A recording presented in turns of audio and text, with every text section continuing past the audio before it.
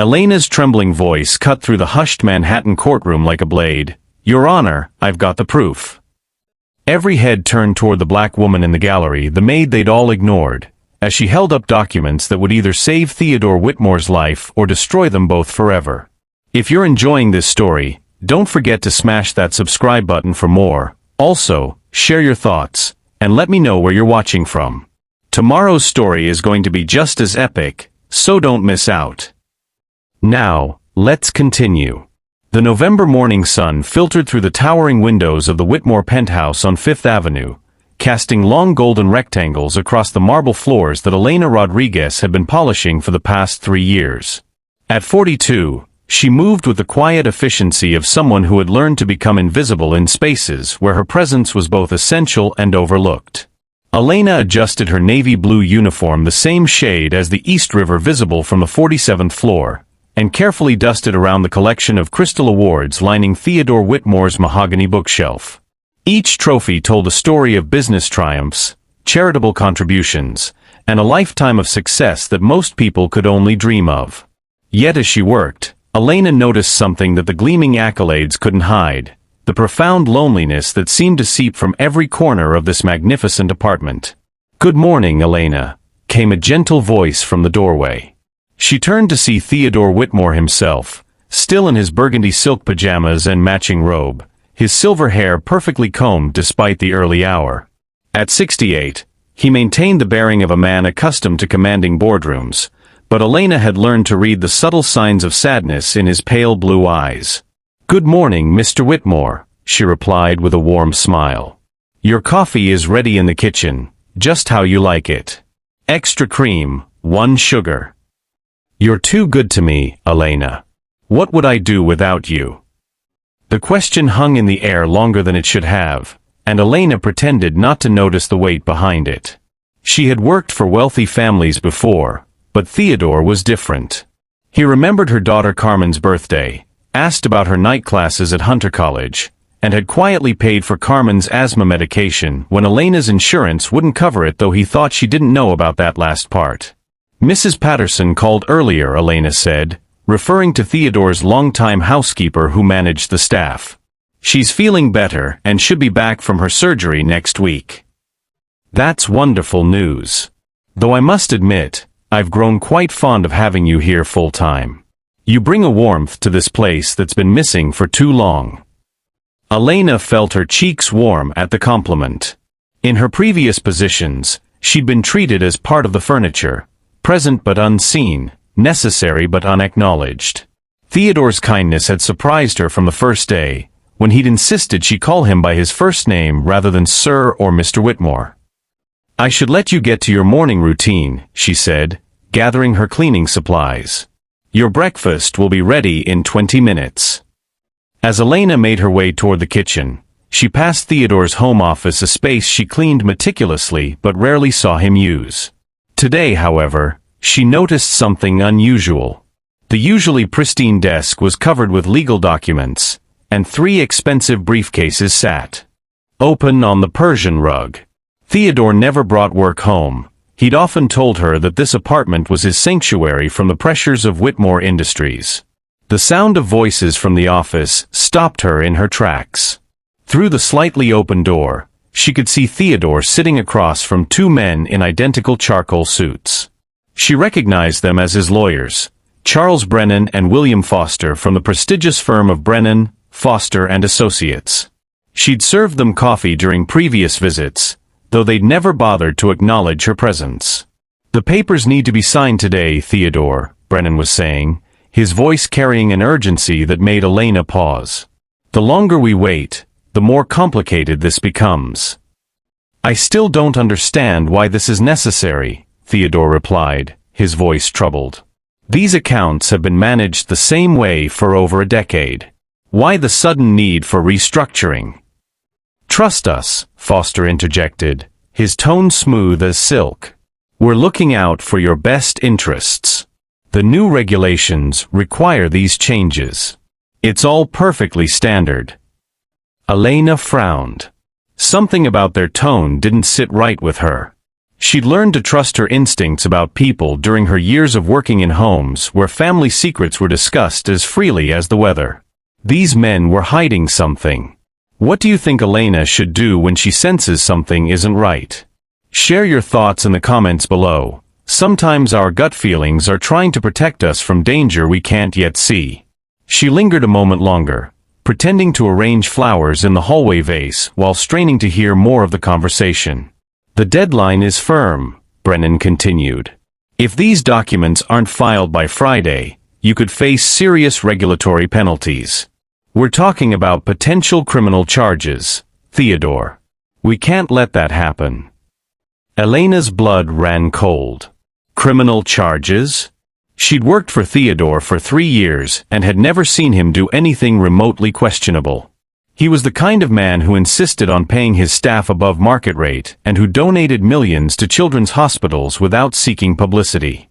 The idea that he could be involved in anything illegal seemed impossible. Criminal charges? Theodore's voice cracked slightly. Charles, you're scaring me. What exactly are we talking about here? It's complicated, Foster said dismissively. Financial regulations, compliance issues, nothing you need to worry about as long as you sign these papers. We'll handle everything. Elena felt her cleaning cart shift slightly as she leaned closer to the door. The small movement caused her bottle of glass cleaner to rattle against the metal frame. All conversation in the office stopped immediately. I should get going, she whispered to herself, but not before she heard Brennan's voice, now cold and calculating. Are we alone here, Theodore? Just Elena, my housekeeper. She's been with me for years. Completely trustworthy. Nevertheless, Foster said, perhaps it's best if we continue this conversation at the office. Some matters require absolute privacy. Elena hurried toward the kitchen, her heart racing. As she began preparing Theodore's breakfast, steel-cut oats with fresh blueberries and a side of wheat toast, she couldn't shake. The feeling that something terrible was about to happen to the kindest man she'd ever worked for. The lawyers left shortly after, their expensive shoes clicking against the marble floor with military precision. Theodore appeared in the kitchen doorway a few minutes later, looking older than she'd ever seen him. Elena, I may need to make some changes around here, he said quietly. Financial adjustments. Nothing for you to worry about, but I wanted you to know that no matter what happens, you'll be taken care of. You and Carmen. Mr. Theodore, is everything all right? She asked, setting down his breakfast plate and studying his face with concern. He managed a smile, but it didn't reach his eyes. Just some business complications. Nothing that can't be resolved. But as Elena watched him push his oats around his plate without eating, she knew with absolute certainty that Theodore Whitmore was in trouble. And despite what those lawyers had said about her being just the housekeeper, she had a feeling she might be the only person in his life who truly cared about protecting him. The morning sun had shifted, casting new shadows across the penthouse, and Elena couldn't help but feel that everything was about to change forever. 3 days later, on a frigid Thursday evening in November, Elena found herself working later than usual. Theodore had left for a dinner meeting with potential investors, and the penthouse felt eerily quiet without his gentle presence. She was finishing up in the guest bathroom when she heard the distinct sound of the private elevator opening in the foyer. Elena glanced at the ornate clock on the hallway wall. 9:47 p.m. Theodore wasn't expected back until after 11. Her first instinct was concern for his safety, but as she moved toward the front of the apartment, she heard familiar voices. Brennan and Foster had returned, and they weren't alone. She quickly dimmed the hallway lights and pressed herself against the wall near the kitchen entrance, her heart hammering against her ribs. Through the shadows, she could see the two lawyers accompanied by a third man she didn't recognize, a thin, nervous-looking person carrying a laptop bag and what appeared to be a portable scanner. We have maybe an hour before the old man gets back, Brennan said in a voice completely different from the respectful tone he used in Theodore's presence. Gone was any pretense of professionalism. Now he sounded like a predator discussing his prey. The signature samples are perfect, Foster replied, pulling out his phone to provide light as they moved toward Theodore's office. Peterson here has been practicing Whitmore's handwriting for weeks. The bank documents will be flawless. Elena's breath caught in her throat. Bank documents? Forged signatures? She crept closer, staying in the shadows cast by the massive dining room chandelier. The third man, Peterson, set up his equipment on Theodore's desk with practiced efficiency. The wire transfers need to be dated November 15th, he said, his voice shaky with nerves. That gives us a clean timeline for the embezzlement allegations. Embezzlement. Elena whispered to herself, her blood turning to ice. Beautiful work, Brennan said, examining documents that Peterson was running through the scanner. 12 million transferred to offshore accounts under Whitmore's personal authorization. The FBI will have everything they need to build their case. Elena's knees nearly buckled. They were framing Theodore, the man who had held her daughter's hand during her hospital stay, who sent Elena's mother flowers every Christmas, who treated her with more respect than her own family sometimes did. These monsters were destroying him, and he had no idea. The timing has to be perfect, Foster continued, his voice filled with cold calculation. The anonymous tip goes to the Securities Commission tomorrow morning. By Monday, Whitmore will be arrested, and the company's stock will tank. Our clients will be able to buy controlling interest for pennies on the dollar. And if the old man doesn't break under pressure? Peterson asked, carefully forging Theodore's distinctive signature on document after document. Brennan's laugh was devoid of any warmth. Oh, he'll break. We've been his lawyers for 15 years. We know every skeleton in his closet, every moment of weakness. If the financial charges don't destroy him, we'll drag up that mess with his son's death. Media loves a good tragedy angle. Elena's hands flew to her mouth to stifle a gasp. Theodore's son Jonathan had died in a car accident 5 years ago, a grief that Theodore still carried like a physical weight. She'd seen him standing at Jonathan's photo on quiet Sunday mornings, and she'd learned to give him space on the anniversary of the accident. For these men to weaponize his deepest pain was beyond cruel.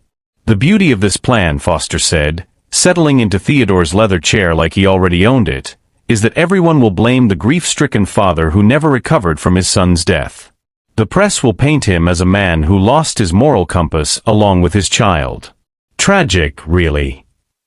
Elena felt tears burning her eyes, but underneath the sorrow was something else, a rage so pure and powerful it surprised her. She thought of Theodore's gentle smile when he asked about her day, the way he'd insisted on driving her to the hospital when Carmen had her worst asthma attack, the time he'd noticed she was reading a business textbook and bought her an entire collection of entrepreneurship guides, just because. These vultures were going to destroy a good man, and they were planning to use his greatest heartbreak as the weapon. The account numbers check out, Peterson said, comparing his forged documents to something on his laptop screen. Swiss banks, Cayman Island holdings, it'll look like he's been planning this for years. 15 years of legal fees, and we're finally getting our real payday, Brennan said with satisfaction. Whitmore Industries will be ours by Christmas, and the old man will spend his golden years in federal prison. Elena realized she was shaking, but not from fear, from fury. She watched these three men systematically destroying the life of someone who had shown her nothing but kindness and respect. Theodore had given her dignity in a world that often treated housekeepers as invisible, and now she was witnessing the most invisible betrayal imaginable. What about the staff? Foster asked. The housekeeper, the cook, the security team? Collateral damage, Brennan replied dismissively. Once Whitmore's assets are frozen, they'll all be out of work anyway. Though I suppose that Rodriguez woman might find employment cleaning prison cells. The casual cruelty of the comment hit Elena like a thought of Carmen starting college next year, of her mother's medical bills, of the life she'd built around this job. But more than that, she thought of Theodore sitting alone in some cell, abandoned by everyone he trusted, believing himself truly friendless in the world. She couldn't let that happen. She wouldn't let that happen. As quietly as she could, Elena pulled out her phone and began recording. The angle wasn't perfect, and the lighting was dim, but she could hear every word clearly. She documented Peterson's forgery equipment, the forged documents spread across Theodore's desk, and most importantly, the detailed confession of their entire scheme. "We should wrap this up," Peterson said nervously, glancing at his watch. "I've got enough signatures to last us through the investigation phase." "Agreed," Foster said, gathering papers. "By this time next week, Theodore Whitmore will be the most hated man in New York, and will be the attorneys who reluctantly exposed his crimes to protect his investors." Elena watched them pack up their evidence-planting operation with the same methodical care she used when cleaning the apartment. The irony wasn't lost on her. She'd spent 3 years making this place spotless for a man who was about to be framed by the very people who should have protected him. As the elevator doors closed behind the 3 conspirators, Elena stood alone in the darkened penthouse, her phone clutched in her trembling hands. She had the proof, but who would believe a housekeeper against 3 of the most powerful lawyers in Manhattan? Who would listen to Elena Rodriguez when she tried to expose Charles Brennan, whose face graced the covers of legal magazines? The sound of Theodore's key in the front door made her jump. She quickly slipped her phone into her pocket and turned on the lights, arranging her expression into something approaching normal. "Elena? You're still here." Theodore appeared in the doorway, loosening his silver tie. His face looked drawn, aged by worry. "You should have gone home hours ago." "I wanted to finish organizing the guest room closets," she lied, her voice steadier than she felt. "How was your dinner?" "Complicated," he said with a heavy sigh. "It seems everyone in the financial world has heard rumors about my company. Investors are nervous. Partners are asking questions I don't know how to answer." Elena's heart broke watching him struggle with problems he didn't even know the true scope of yet. "Mr. Theodore, if someone was trying to hurt you, really hurt you, you'd want to know, wouldn't you?" He studied her face carefully. "Elena, has someone said something to you? Has someone threatened you?" No, she said quickly. I worry about you. You're such a good man, and sometimes good people are the easiest targets for bad people." Theodore crossed the room and gently took her hands in his. "You have such a caring heart, Elena. But you don't need to worry about me. I have excellent lawyers, the best money can buy. Charles and William have been protecting me for 15 years. The irony was so bitter Elena almost laughed. Instead, she squeezed his hands and looked directly into his tired blue eyes. "Promise me something? Promise me that no matter what happens, you'll remember that some people care about you just because of who you are, not because of what you have." "That's a strange thing to ask," he said gently. "Promise me anyway." "I promise," he said, though confusion clouded his features. "Elena, are you sure you're all right?" She managed a smile. "I'm fine. I just want you to be happy. You deserve happiness." As Elena gathered her coat and purse to leave, she felt the weight of her phone in her pocket like a loaded gun. She had the proof that could save Theodore Whitmore's life, but she also had the burden of knowing that speaking up would pit her against forces far more powerful than anything she'd ever faced.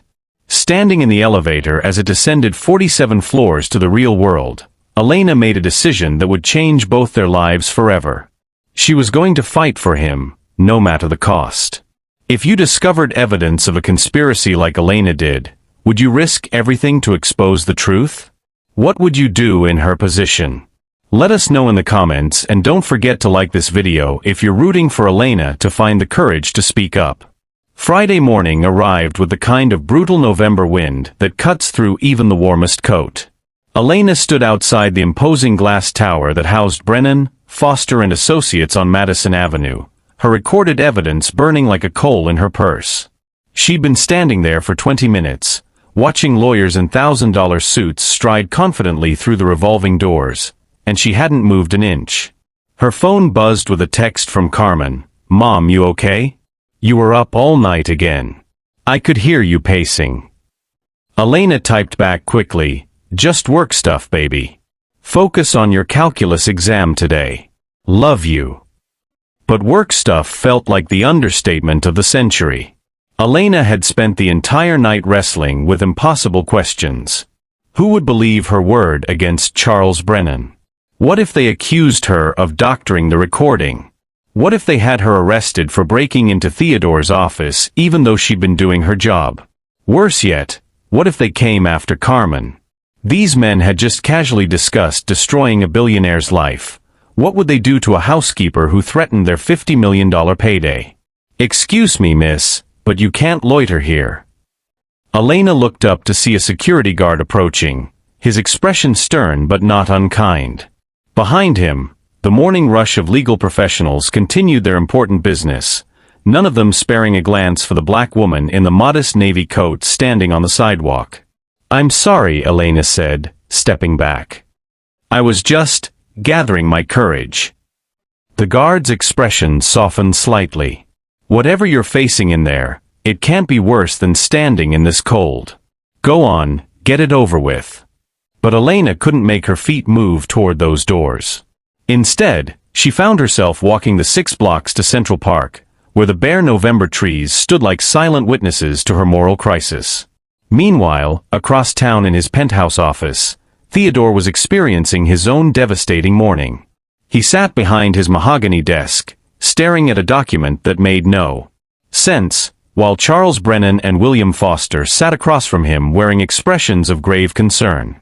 "I don't understand," Theodore said for the 3rd time, his voice hollow. "These account numbers. I've never seen them before." "Theodore, we're as shocked as you are," Brennan said, his performance worthy of an Oscar. "When the Securities Commission contacted us this morning with these allegations, we immediately conducted our own investigation." "The evidence is substantial," Foster added, sliding another folder across the desk. "Bank records showing $12 million transferred from Whitmore Industries accounts to personal offshore holdings under your authorization." Theodore's hands shook as he opened the folder. The signatures looked exactly like his own, the account numbers were legitimate, and the dates aligned perfectly with board meetings where he'd supposedly authorized the transfers. It was impossible, yet there it was in black and white. "This is a mistake," he whispered. "Charles, you've known me for 15 years. I would never steal from my own company. I would never steal from anyone." "We want to believe that," Brennan said smoothly. "But Theodore, you haven't been yourself since Jonathan's death. The grief, the isolation. Perhaps you don't remember authorizing these transfers." The mention of his son hit Theodore like a physical blow. Jonathan had been his pride and joy, the heir apparent to Whitmore Industries, the son who called him every Sunday and never missed a family dinner. Losing him had indeed changed Theodore, but it had made him more generous, not less. He'd started 3 charitable foundations in Jonathan's name.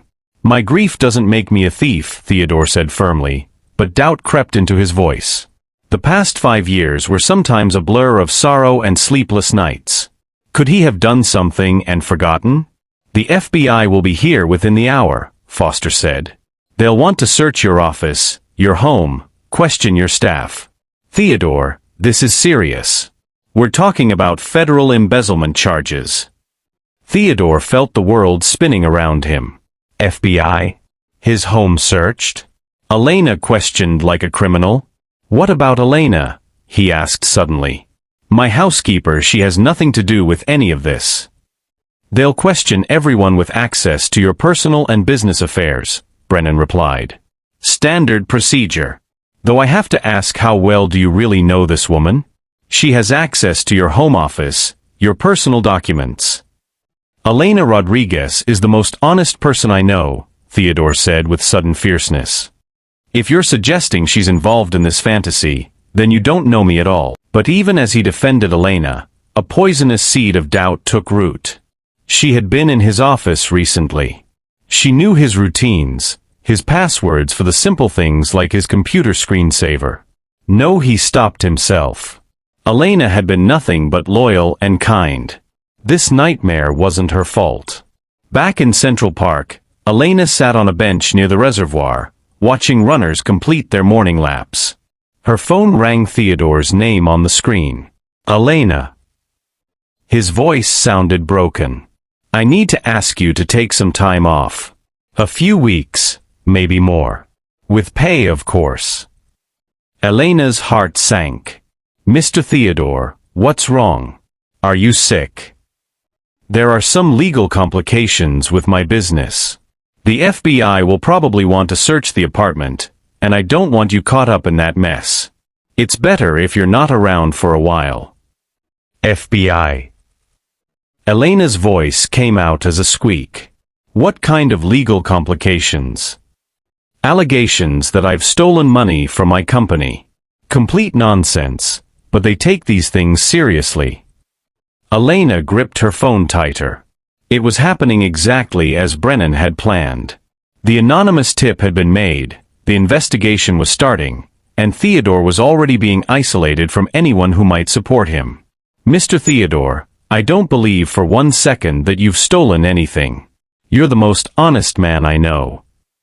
Thank you for saying that, he replied, and she could hear tears in his voice. Elena, you've been like family to me. Whatever happens, I want you to know that knowing you and Carmen has been one of the greatest gifts of my life.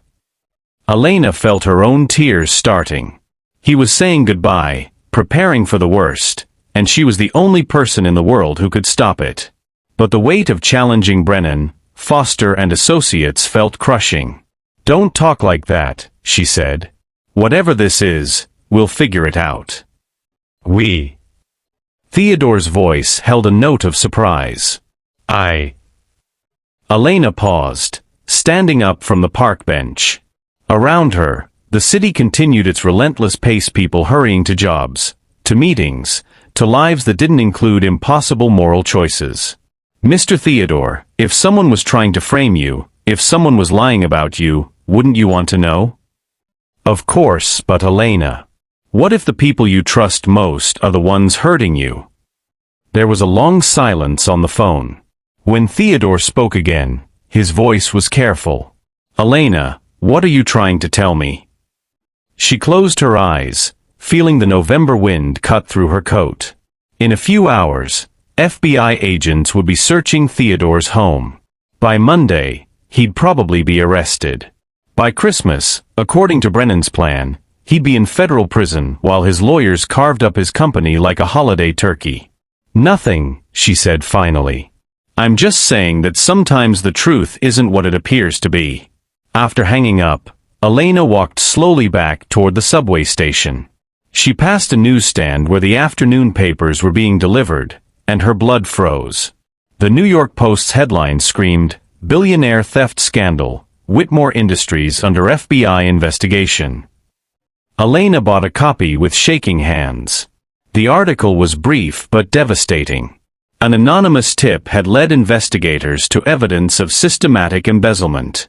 Theodore Whitmore, heir to a business empire and prominent philanthropist, was expected to be arrested within days. The article mentioned his recent erratic behavior following the tragic death of his son, and concerns from business associates about his mental state. They were already destroying him in the court of public opinion, exactly as they'd planned. Elena stood on the busy sidewalk, commuters flowing around her like water around a stone, and realized that her choice was no choice at all. She could stay silent and watch a good man be destroyed by evil people, or she could speak up and risk everything she'd worked for. But what did her comfort matter compared to Theodore's life? What did her security matter compared to the truth? Elena tucked the newspaper under her arm and headed home to Astoria, Queens. She needed to call her daughter, needed to explain that their lives were about to change dramatically. Because tomorrow morning, she was going to walk into the FBI field office in Federal Plaza, and she was going to tell them exactly what she'd witnessed in Theodore Whitmore's apartment 3 nights ago.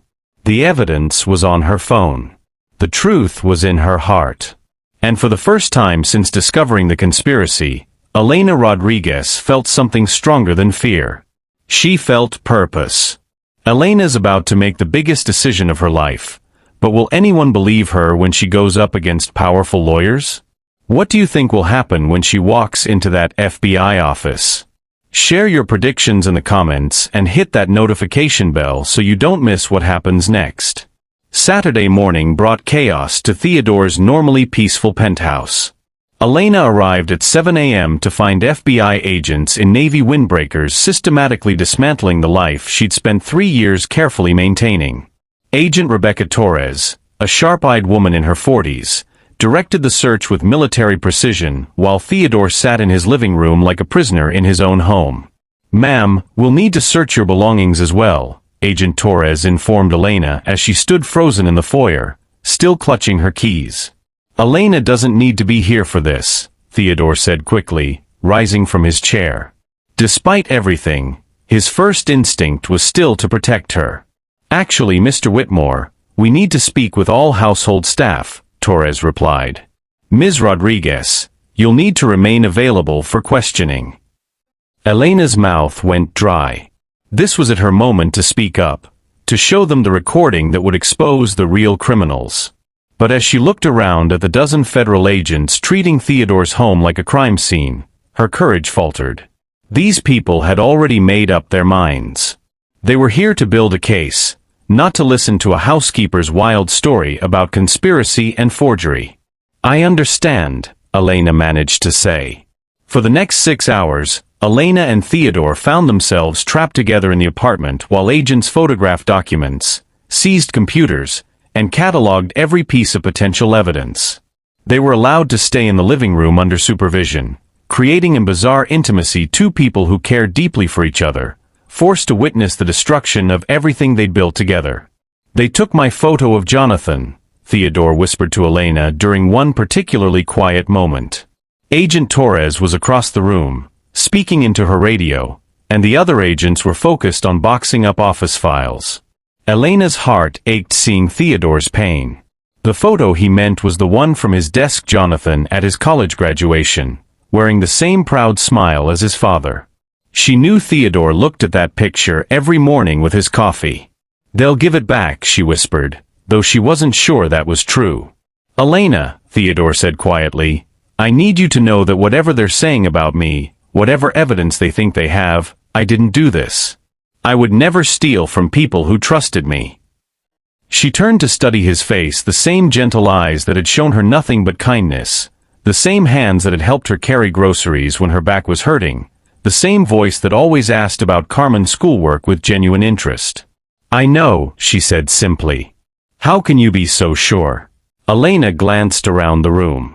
Agent Torres was still occupied, and the other agents were busy in Theodore's office. This might be her only chance to tell him what she knew, but the words stuck in her throat. What if someone overheard? What if they decided she was part of the conspiracy? "Because I know who you are," she said instead. "I've watched you for 3 years. I've seen how you treat people when you think no one is watching.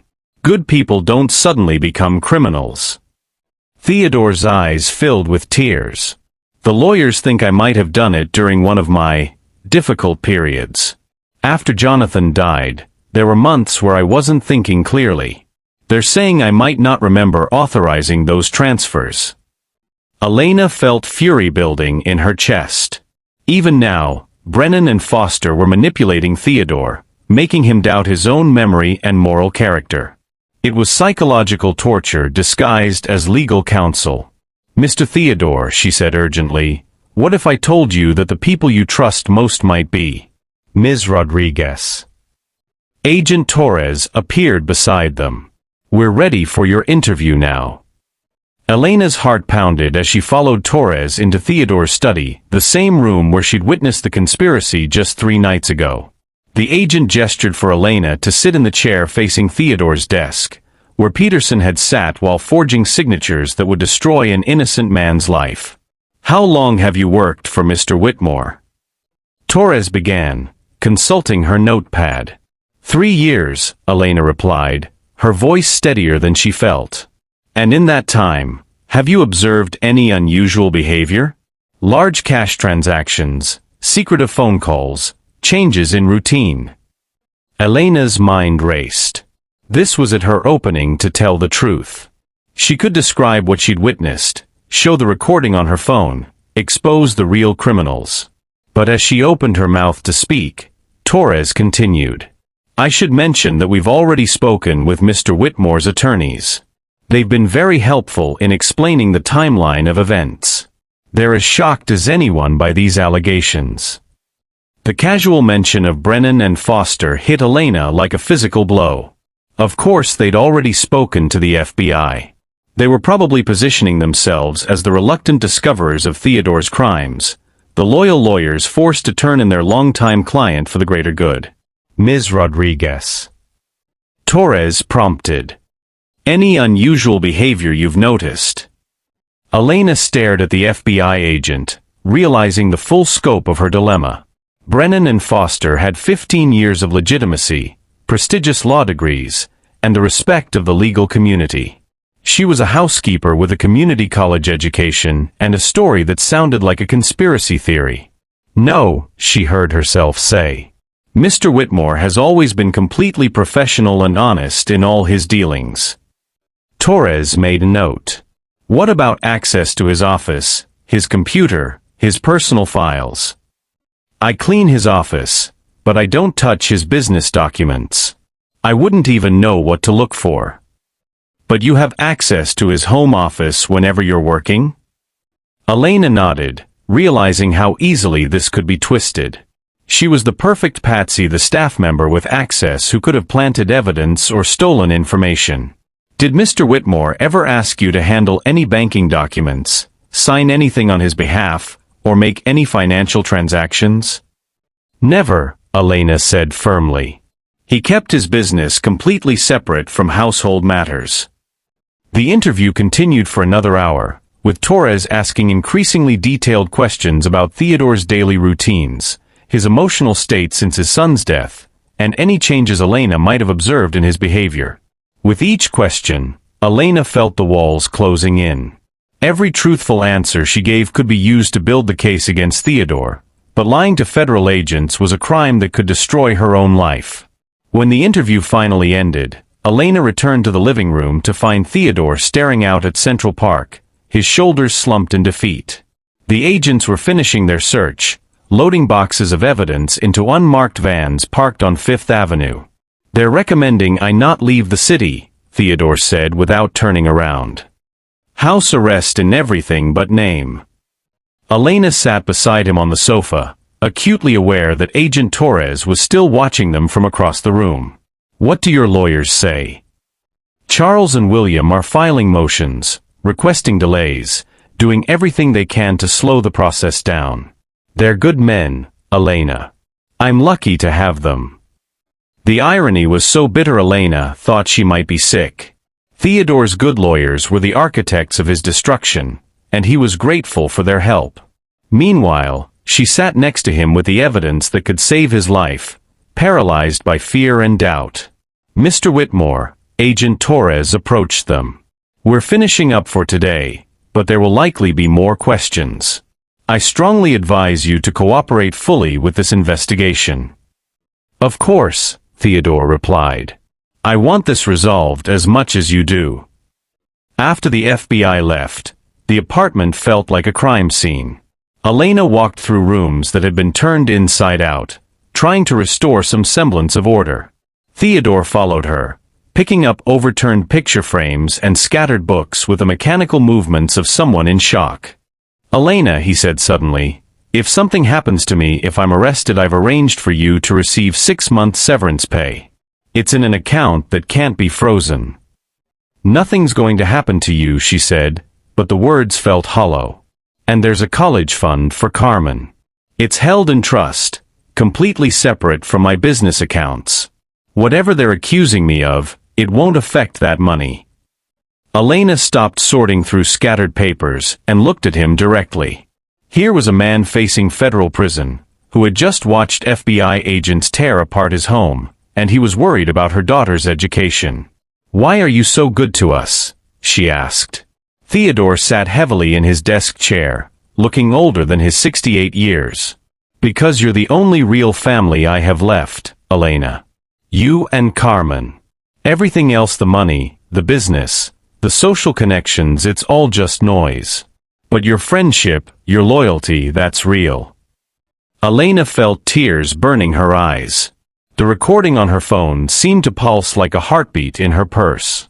She had the power to save this man who had become like a father to her, but using it meant risking everything she'd built for herself and Carmen.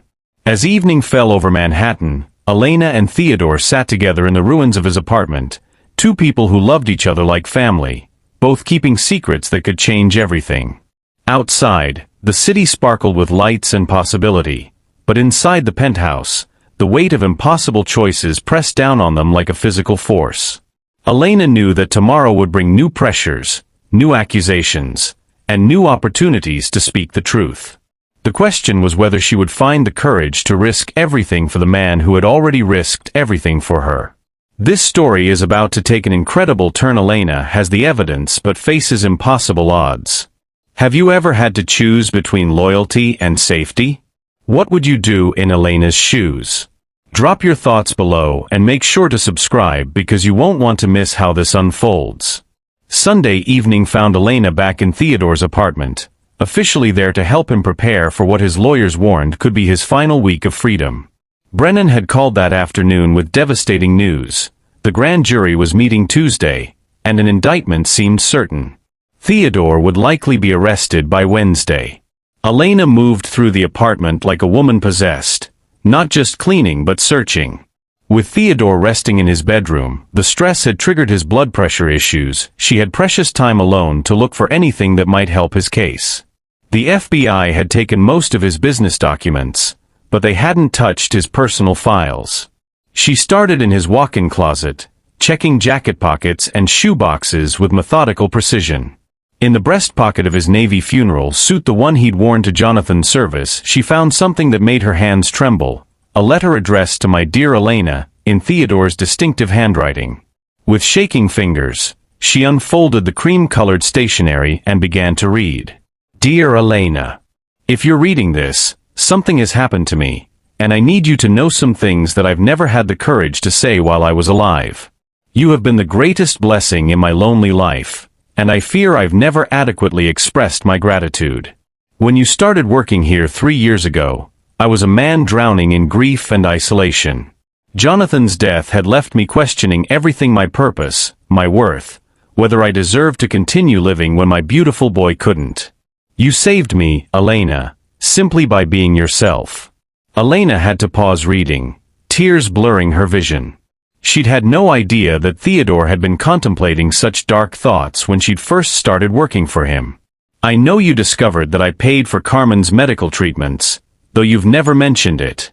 What you don't know is why.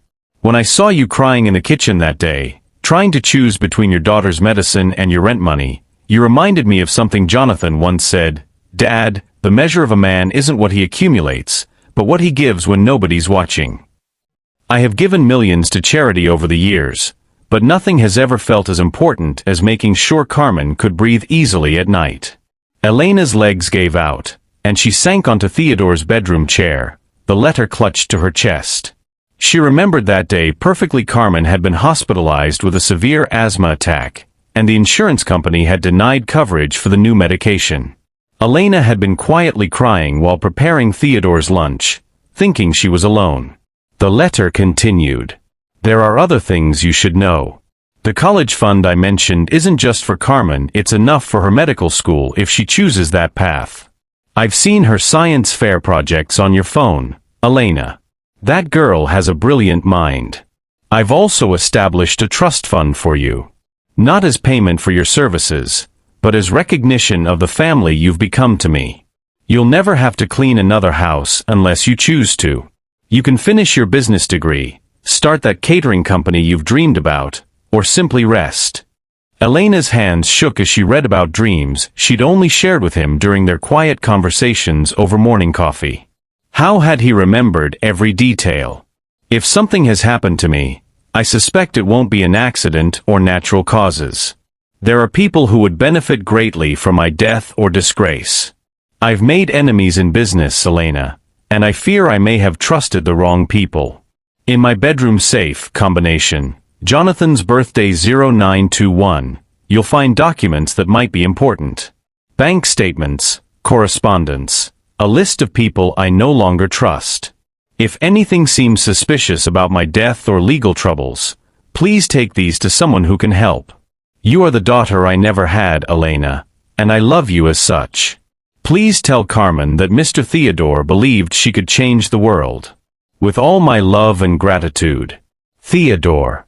Elena wiped her tears and immediately went to Theodore's safe. Her fingers trembled as she entered 0921 September 21st, Jonathan's birthday. The safe clicked open, revealing exactly what the letter had promised. Inside were bank statements showing regular large donations to St. Mary's Children's Hospital, the same hospital where Carmen had been treated. There were copies of every tuition payment Theodore had made for Elena's business classes at Hunter College, expenses she'd thought were covered by financial aid. A folder marked Carmen Rodriguez College Fund contained documents showing a trust worth nearly $500,000. But it was the final folder that made Elena's blood run cold. Labeled Concerns about Legal Representation, it contained correspondence dating back 6 months. Theodore had been worried about irregularities in his accounts, unexplained fees, and documents that required his signature without adequate explanation. In his own handwriting, he documented strange requests from Brennan and Foster. March 15th, Charles insisting I sign portfolio restructuring documents without full review. April 2nd, William requesting access to offshore account information for tax planning. May 18th, multiple late-night calls about urgent financial matters. June 3rd, Charles angry when I asked for second opinion on investment strategy. Elena realized she was looking at months of evidence that Theodore had been growing suspicious of his own lawyers. He'd been documenting their behavior, sensing something was wrong but unable to prove it. At the bottom of the folder was a handwritten note dated just 2 weeks ago. I think Charles and William are stealing from me, but I can't prove it.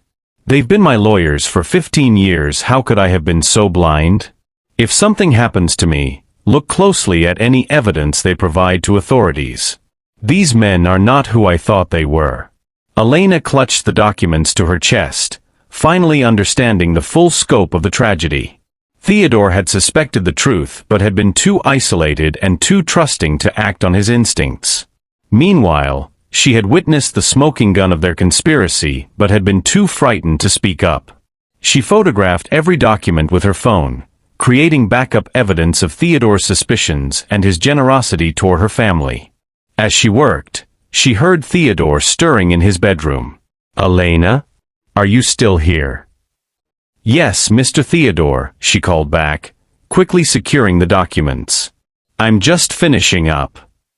When she entered his bedroom, she found him sitting on the edge of his bed, looking fragile in his burgundy pajamas. The stress of the investigation had aged him dramatically in just 3 days. "Elena, I need to tell you something," he said quietly. "If I'm arrested this week, I want you to know that every moment of kindness you've shown me has been a gift. You and Carmen have been my family when I had no one else."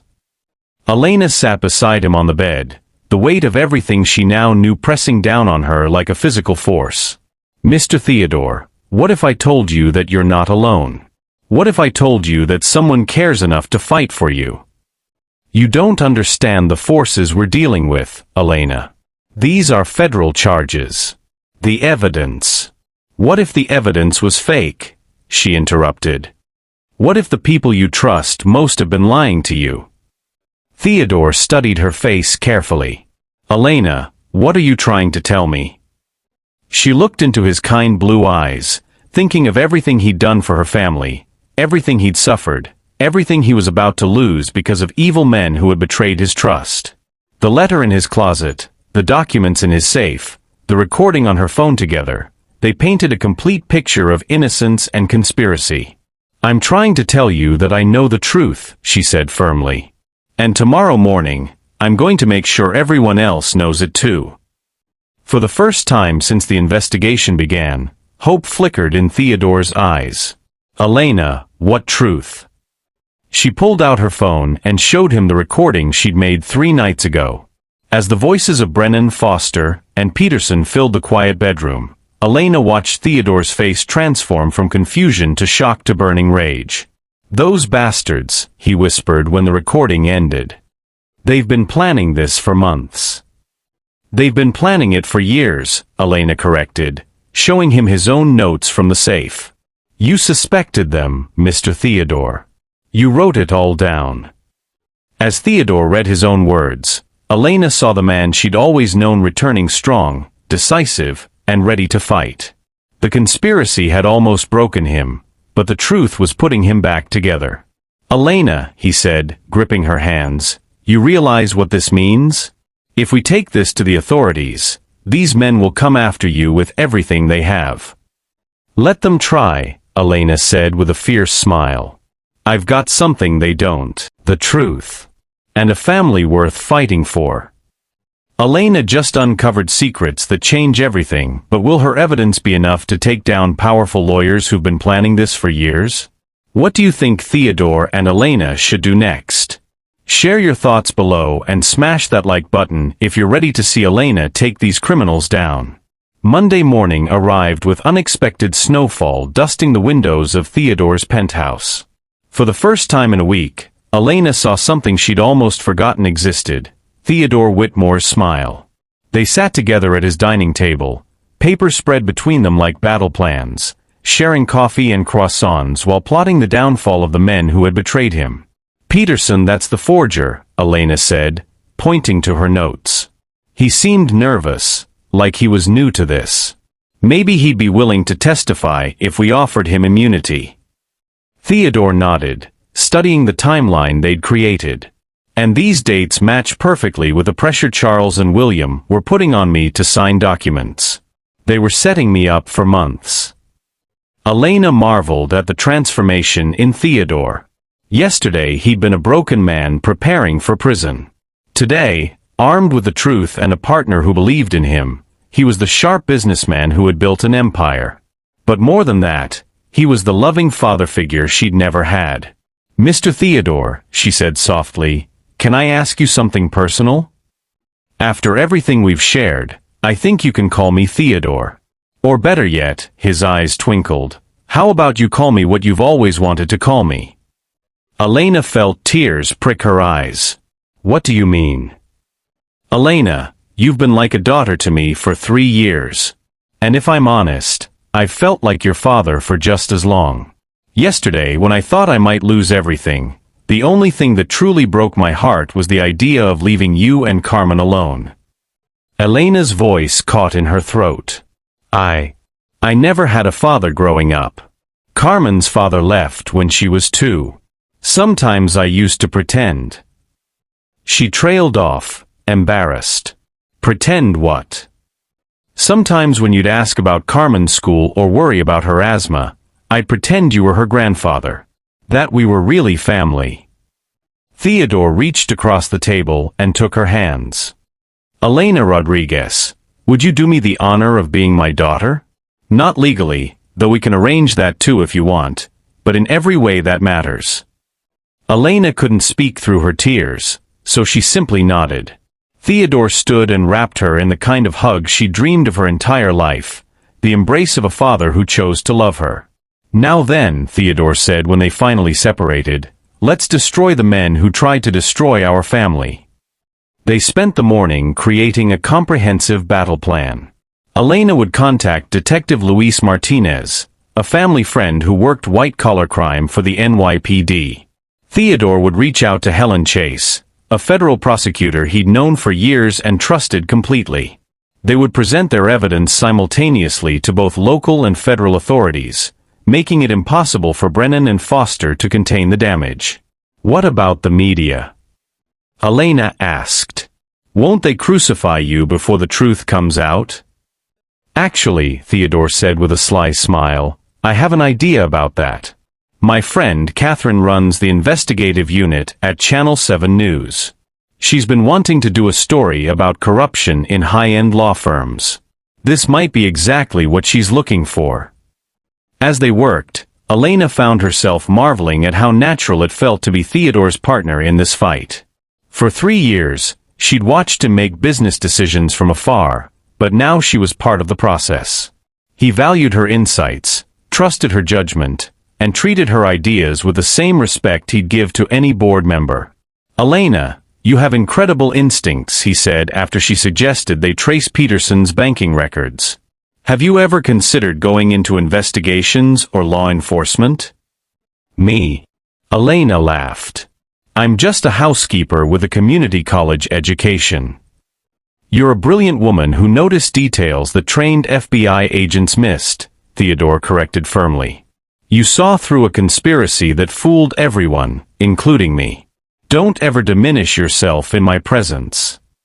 The warmth in his voice reminded Elena of the father she'd always imagined, someone who believed in her potential even when she couldn't see it herself. Around noon, Carmen called Elena's phone. Theodore gestured for her to put it on speaker. Mom, are you okay? You sound different today. Happier. Elena looked at Theodore, who nodded encouragingly. Carmen, baby, I need to tell you something. Remember Mr. Theodore, the man I work for? The nice one who sent me the science books? That's right. Well, he's become very important to our family. Like a grandfather, if you want him to be. There was a pause on the phone. Mom, are you trying to tell me Mr. Theodore wants to be part of our family? Theodore leaned toward the phone. Carmen, this is Theodore. Your mother is the most remarkable woman I've ever known, and you are clearly following in her footsteps. If you'll have me, I'd be honored to be your honorary grandfather. Mr. Theodore. Carmen's voice was bright with excitement. Mom talks about you all the time. She says you're the kindest man in New York. Your mother is very generous with her praise, Theodore replied, winking at Elena. But I have to say, knowing you and your mother has been the greatest privilege of my life. After Carmen hung up, promising to come for dinner on Friday, Elena and Theodore returned to their planning. But the conversation had shifted something fundamental between them. They were no longer employer and employee working together. They were family fighting for each other. Theodore, Elena said, using his first name for the first time, I need you to know something. Even if this plan doesn't work, even if we can't prove your innocence, you'll never be alone. Carmen and I will visit you in prison, we'll fight for appeals, we'll never give up on you. Theodore's eyes filled with tears. Elena, do you know what Jonathan used to say about family? She shook her head. He said family isn't just about blood. It's about who shows up when your world falls apart. You showed up, Elena. You and Carmen both showed up when I needed you most. They worked through the afternoon, fine-tuning their strategy and preparing for what would either be the most important day of their lives or their complete destruction. As evening approached, Theodore made them a simple dinner, grilled cheese sandwiches and tomato soup, the kind of comfort food that felt appropriate for their last quiet evening before the storm. Elena, Theodore said as they cleaned up together, whatever happens tomorrow, I want you to promise me something. Anything. Promise me you'll remember that you saved me long before any of this legal trouble started. You saved a lonely old man from his grief, and you gave him a reason to keep living. Even if we lose tomorrow, you've already won the only battle that truly matters. Elena hugged him tightly, this man who had chosen to be her father, who had seen her worth when the world saw only a housekeeper. We're not going to lose, she said firmly. We have something they don't. What's that? We have each other. And we have the truth. And tomorrow, we're going to show the world that family doesn't give up without a fight. As snow continued to fall outside the penthouse windows, Elena and Theodore sat together on the sofa, going over their plan one final time. For the first time since the nightmare began, Elena felt something she hadn't dared hope for, confidence. Not just in their evidence, but in their bond. Tomorrow would bring the fight of their lives, but tonight they were simply father and daughter, facing the world together. Tuesday morning arrived with the kind of brutal clarity that comes before a storm. Elena stood outside the Federal Building in Lower Manhattan at 8:47 a.m., clutching a folder containing copies of all their evidence. Theodore was 3 blocks away at the NYPD headquarters, presenting their case to Detective Martinez. Their plan was precise, simultaneous revelations that would make it impossible for Brennan and Foster to spin the narrative. But as Elena approached the security checkpoint, her phone rang. Theodore's name flashed on the screen. "Elena, we have a problem." His voice was tight with panic. "Martinez isn't here. They transferred him to Brooklyn last week. The detective they assigned instead is..." "Is what?" "He's Charles Brennan's brother-in-law." Elena felt the world tilt beneath her feet. Of course. Men like Brennan didn't survive 15 years in Manhattan's legal elite without building networks of protection. They'd walked straight into a trap. "Theodore, get out of there. Now." "It's too late. Detective Kevin Brennan is very interested in my story. He's particularly interested in how my housekeeper might have planted evidence to frame my lawyers." The line went dead. Elena stood frozen on the courthouse steps as federal employees streamed around her. In one moment, their careful plan had collapsed. Worse than collapsed, it had been turned against them. Theodore was probably being arrested right now, and Elena was standing alone with evidence that would now be dismissed as the desperate fabrication of a loyal employee. Her phone buzzed with a text from an unknown number. "Check your email." A friend. With trembling fingers, Elena opened her email to find a message that made her blood freeze. "Elena Rodriguez, we know what you think you have. We know what you think you heard. We also know about your daughter Carmen's immigration status. Did you really think a community college student could afford Hunter College without financial aid? Your employer's gifts to your family constitute unreported income. Tax evasion is a federal crime. So is conspiracy to defraud the United States government. Withdraw your allegations against Messrs. Brennan and Foster immediately, or we will ensure that both you and your daughter face federal charges. You have 1 hour to comply." Elena's legs gave out. She sank onto the cold marble steps, tourists and lawyers flowing around her as her world collapsed. Carmen wasn't a citizen. She'd been brought to the country as a baby, and Elena had been working for years to secure her legal status. If the government investigated their finances and found unreported gifts from Theodore. Her phone rang again. This time it was Carmen. "Mom? There are 2 men here asking questions about you. They say they're from Immigration Services. I'm scared." "Carmen, listen to me carefully," Elena said, fighting to keep her voice steady. "Don't answer any questions. Don't sign anything. Call Rosa next door and ask her to come over. Do not be alone with those men." "Mom, what's happening?" "They're asking about Mr. Theodore, about money he gave us." "Carmen, just stay calm. I'm coming to get you." Elena hung up and stared at the folder in her hands. Inside was the evidence that could save Theodore and expose the truth. But using it would destroy her daughter's future and possibly land them both in prison. Her phone buzzed again. Another text. 45 minutes remaining.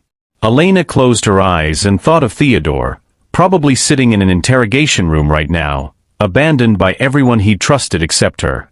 She thought of his gentle smile when he talked about Carmen, his excitement about being part of their family, his absolute faith that Elena would fight for him. Then she thought of Carmen, brilliant and beautiful Carmen, who wanted to be a doctor and help children with asthma like herself. Carmen, who had never asked to be brought to the country as a baby, who had worked twice as hard as her classmates because she knew her opportunities were limited. Elena's phone rang. Theodore's name appeared on the screen. "Elena? Are you there? Theodore? Are you okay? Are you under arrest?" "Not yet, but it's coming. Elena, listen to me carefully. They know about our plan. Someone warned them. Detective Brennan is treating me like I coached you to create false evidence. Theodore, they're threatening Carmen. Immigration agents are at our apartment right now." There was a long pause. When Theodore spoke again, his voice was full of heartbreak. "Elena, you have to protect Carmen. Forget about me. Use whatever leverage you have to keep her safe." "I'm not abandoning you." "Yes, you are. That's an order from your father. Elena felt tears streaming down her face. Don't you dare give up on me now. Don't you dare. Elena, I'm 68 years old. I've lived my life. Carmen is 18 with her whole future ahead of her.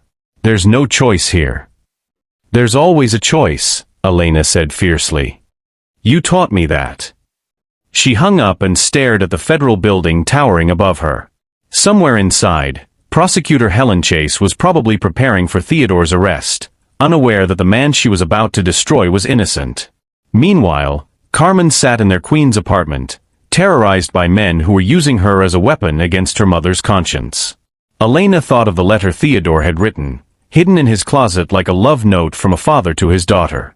She thought of all the ways he'd shown up for their family, all the quiet acts of love that had changed their lives. She thought of Carmen's excitement yesterday when Theodore had asked to be her honorary grandfather. Then she thought of Carmen's dreams, Carmen's future, Carmen's right to live without fear. Elena's phone buzzed. 20 minutes remaining. Your daughter is asking for you. Standing on those courthouse steps, Elena Rodriguez faced the cruelest choice imaginable: save the man who had become her father, or protect the daughter who was her whole world. For the first time since discovering the conspiracy, Elena felt something worse than fear. She felt defeat. The folder slipped from her numb fingers, scattering documents across the marble steps. Evidence of Theodore's innocence danced in the November wind like autumn leaves, and Elena watched it all blow away as federal agents emerged from the building and approached her with grim expressions. Elena Rodriguez? We need you to come with us. As they led her toward the building, Elena caught sight of a familiar figure across the plaza. Charles Brennan stood beside a black sedan, speaking into his phone with the satisfied expression of a man whose plan had worked perfectly. When he saw Elena looking at him, he smiled and gave her a small mocking wave. Elena realized that she and Theodore had never really had a chance. They were two people trying to fight an empire with nothing but love and truth, and in the real world, that wasn't always enough. The federal building doors closed behind her with a sound like a tomb sealing shut, and Elena Rodriguez disappeared into the system that was designed to protect men like Charles Brennan and destroy people like her. Outside, Theodore's evidence blew away on the wind, and somewhere in Queens, Carmen waited for a mother who might never come home. Elena's worst nightmare is coming true. Everything she loves is being used against her. Have you ever felt trapped between impossible choices like this? What would you sacrifice to protect your family? Share your thoughts below because this story is about to take its most heartbreaking turn yet. Don't forget to hit that notification bell. You won't want to miss what happens next. Wednesday morning, 9:15 a.m. Elena sat in a sterile interrogation room in the federal building, her hands cuffed to a metal table, staring at the same folder of evidence that had blown away on the courthouse steps the day before. Somehow, miraculously, federal agents had recovered every piece of paper. Across from her sat Agent Rebecca Torres, the same woman who had searched Theodore's apartment. But now Torres' expression was different, not the professional detachment of a week ago, but something that looked almost like sympathy. Ms. Rodriguez, we found some very interesting documents yesterday, Torres said quietly. Recordings, photographs, handwritten notes. Very detailed evidence of a conspiracy. Elena said nothing. After 18 hours in federal custody, she'd learned that silence was her only protection. Somewhere across the city, Carmen was safe with Rosa, but for how long? And where was Theodore?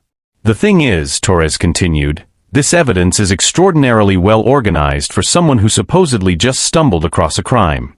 Almost like it was gathered by someone with investigative training. Elena met Torres' eyes but remained silent. Ms. Rodriguez, I'm going to tell you something that could get me fired, Torres said, glancing at the one-way mirror. 3 years ago, I tried to build a case against Brennan, Foster and Associates. We suspected they were running a long-term con on wealthy clients, but we could never prove it. Every time we got close, witnesses disappeared, evidence went missing, and our investigations got transferred to different departments. Elena's heart began to race, but she kept her expression neutral. Yesterday, when Detective Kevin Brennan called to report that you and Mr. Whitmore were trying to frame his brother, I knew we were dealing with the same pattern. The Brennan family has been protecting Charles for years. Torres leaned forward. Ms. Rodriguez, I need you to understand something. If you testify against Charles Brennan with this evidence, I can't protect you from immigration services. Your daughter's status will be investigated. You could both face deportation. Elena's resolve wavered. Carmen was everything to her. Everything. But, Torres continued, if you don't testify, Theodore Whitmore will be convicted of crimes he didn't commit. He'll spend the rest of his life in federal prison, and Brennan will continue destroying other innocent people. Elena finally spoke, her voice hoarse from hours of silence.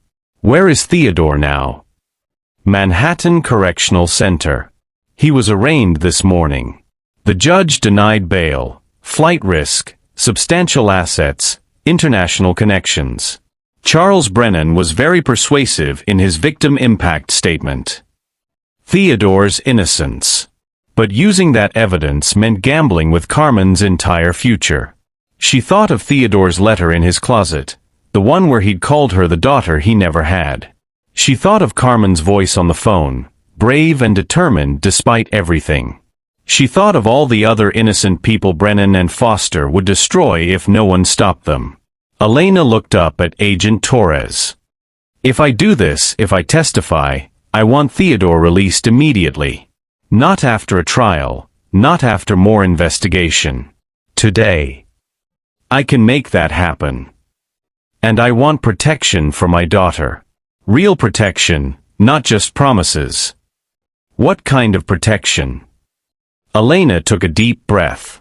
I want Carmen granted legal residency as a reward for my cooperation. I want her college fund protected from any government seizure. And I want Charles Brennan and William Foster arrested before they find out I'm testifying. Torres raised an eyebrow. Those are substantial requests. This is substantial evidence, Elena replied firmly. And these are dangerous men we're talking about. Torres studied Elena's face for a long moment. Ms. Rodriguez, why are you willing to take this risk? Most people in your position would take the deal to protect their family and walk away. Elena thought of Theodore sitting alone in a prison cell, believing he'd been abandoned by the world. She thought of Carmen, brave enough to tell her mother to do the right thing even if it meant risking everything. She thought of the letter Theodore had written, and the love that had transformed two strangers into an unbreakable family. Because, Agent Torres, some things are worth fighting for. And family, real family, is worth everything. Elena reached for the folder and slid it across the table. I'll testify. But first, you're going to call Manhattan Correctional Center and tell them that Theodore Whitmore is coming home. As Torres reached for her phone, Elena closed her eyes and sent up a prayer to whatever force in the universe protected people who chose love over safety, truth over comfort, and family over everything else. In 3 hours, she would walk into a federal courtroom and tell her story to a grand jury. Charles Brennan and William Foster would be arrested before they could retaliate. Theodore would be free, and Elena Rodriguez, the housekeeper who had stumbled onto a conspiracy and refused to let evil win, would finally understand the true meaning of courage. 6 months later, a warm May evening, Elena stood in the kitchen of Theodore's penthouse, not as his housekeeper but as his daughter, preparing dinner for their family. Through the windows, Central Park bloomed with spring flowers, and the late afternoon sun painted everything in shades of gold and hope. Abuela Elena, can you help me with this recipe? Carmen called from the dining room, where she was attempting to make Theodore's favorite apple tart for his 69th birthday celebration. Abuela.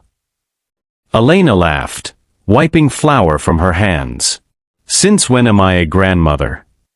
Since Theodore officially adopted you last month, Carmen grinned, holding up legal documents that still felt like a miracle.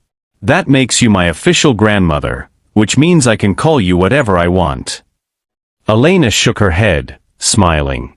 The adoption had been Theodore's idea, a way to ensure that Elena and Carmen would always be protected, always be family, no matter what life threw at them. At 42, Elena had finally gotten the father she'd always dreamed of, and Carmen had gained a grandfather who adored her beyond measure. The front door opened, and Theodore entered carrying a bouquet of sunflowers and wearing the biggest smile Elena had seen since the trial ended. "How are my girls?" he called out, setting down his briefcase and hanging up his navy coat. After 6 months, he still seemed amazed to come home to a family. "We're perfect, Dad," Elena said, the words still feeling wonderful on her tongue. "How was the foundation meeting?" "Incredible," Theodore beamed. The Whitmore Rodriguez Foundation for Justice has received applications from 12 law students who want to specialize in fighting corruption. We're going to fund their entire education. Elena felt tears prick her eyes. The foundation had been Theodore's way of turning their nightmare into something beautiful, using his wealth to train the next generation of lawyers to fight against people like Brennan and Foster. "Speaking of justice," Carmen said, looking up from her tart, "did you see the news today? About Peterson?" Theodore nodded grimly. 5 years in federal prison. Fitting, considering he helped frame innocent people for crimes they didn't commit. Elena thought back to that gray November morning when she'd first heard Peterson's nervous voice in Theodore's office. Now he sat in the same federal prison where Theodore would have spent the rest of his life if Elena hadn't found the courage to speak up. Charles Brennan and William Foster had received 15 years each for conspiracy, fraud, money laundering, and a dozen other charges. The investigation Elena's testimony had triggered had uncovered a network of corruption spanning 3 decades and dozens of victims. She testified at 4 separate trials, each time feeling stronger and more confident in her voice. "Elena," Theodore said, settling into his favorite chair, "Catherine from Channel 7 called. They want to do a follow-up story about us for the anniversary of the arrests. Something about how families can overcome anything when they stick together." "What did you tell her?" "That I'd check with my daughter first," Theodore smiled. "It's your story too, Elena. Your choice." Elena considered it. The media attention had been overwhelming at first, newspapers calling her the maid who brought down Manhattan's most corrupt law firm. But gradually, the focus had shifted to the real story, how love and loyalty had triumphed over greed and corruption. "I think we should do it," she decided. "Maybe our story will help other people find the courage to speak up when they see injustice." Carmen looked up from her baking. "Can I be in the interview? I want people to know that sometimes the scariest thing and the right thing are the same thing." Elena marveled at her daughter's wisdom. Carmen had indeed received her legal residency as part of Elena's cooperation agreement with the federal government. More than that, she'd been accepted to Columbia University with a full scholarship to study pre-medicine. Theodore's college fund remained untouched. Carmen was determined to earn her own way, though she'd gratefully accepted his offer to pay for medical school. "Of course you can be in the interview, Mija," Elena said. "This is your story too." The apartment's intercom buzzed. "That'll be Agent Torres," Theodore said, checking his watch. "I invited her for dinner. She's become quite a friend to our family." Elena smiled. Rebecca Torres had indeed kept her promises. More than that, she'd become a regular dinner guest and had started dating Catherine, the Channel 7 reporter. Love, it seemed, had a way of creating unexpected connections. When Torres arrived, she carried a bottle of champagne and a legal-sized envelope. "Before we celebrate," she said, "I have news that I think you'll want to hear." Elena felt her stomach tighten. After 6 months of peace, she still sometimes feared that their happiness was too good to last. "The Department of Justice has officially closed the Brennan investigation," Torres announced. "All assets have been returned to the victims, all appeals have been exhausted, and all co-conspirators have been sentenced. It's over. Completely over." Elena sank into a chair, overwhelmed by relief she hadn't realized she needed. For 6 months, part of her had been waiting for the other shoe to drop, for some hidden connection or corrupt judge to overturn their victory. Now, finally, she could breathe freely. "There's more," Torres continued, grinning. "The Attorney General wants to offer Elena a position as a victims' rights advocate. Full training, federal salary, and the chance to help other people who find themselves in impossible situations. Elena's mouth fell open. You mean, a real job? In law enforcement. Theodore was right about your investigative instincts, Torres said. The Bureau could use someone with your eye for detail and your courage under pressure. Carmen jumped up from her chair. Mom, you'd be like a real detective. I'd be helping people, Elena said wonderingly. People like us, who thought they didn't have a voice. Theodore reached over and took her hand. Elena, you've already been helping people your whole life. This would just make it official. As they prepared dinner together, Elena at the stove, Carmen setting the table, Theodore opening wine, and Torres sharing stories from her cases, Elena marveled at how completely their lives had changed. A year ago, she'd been invisible in this same kitchen, cleaning around the edges of Theodore's loneliness. Now she was the center of a family built on choice, love, and the courage to fight for each other. Elena, Theodore said as they sat down to eat, I have something for you.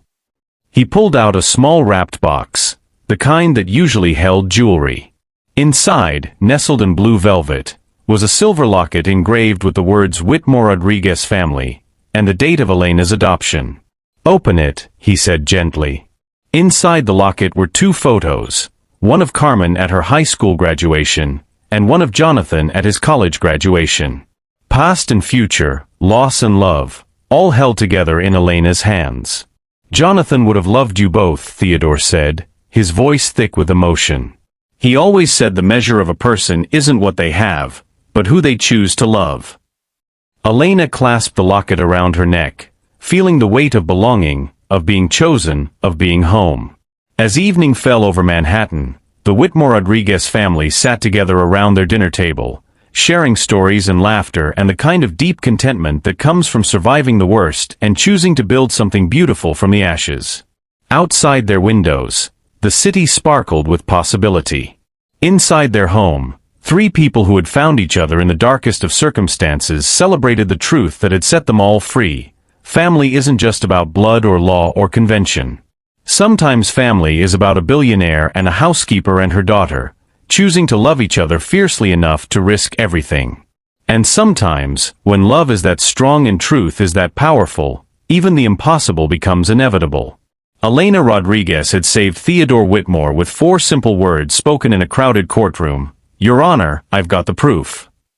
But the real proof, the proof that mattered most, wasn't in any document or recording.